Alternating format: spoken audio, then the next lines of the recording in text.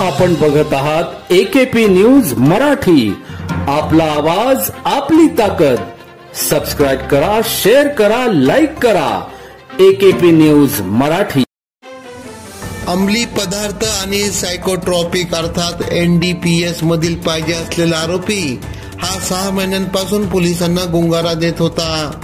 अखेर नाशिकच्या गुन्हे शाखा युनिट क्रमांक 2च्या पोलीस अंमलदारांनी गोपनीय माहितीवरून रवींद्र एकनाथ मोहिते वय 40 राहणार फ्लॅट क्रमांक 88 गंगोत्री विहार अमृतधाम आडगाव शिवार नाशिक मधून जेरबंद करत भद्रकाली पोलीस ठाणे यांच्या ताब्यात देण्यात आले आहे.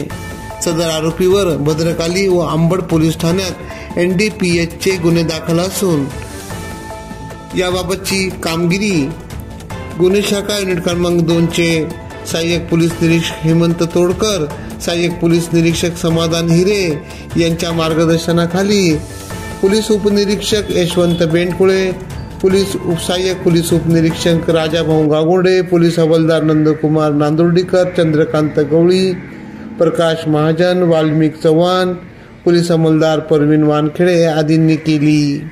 AKP न्यूज साठी ब्युरो चीफ अनवर खान पठाण, नाशिक.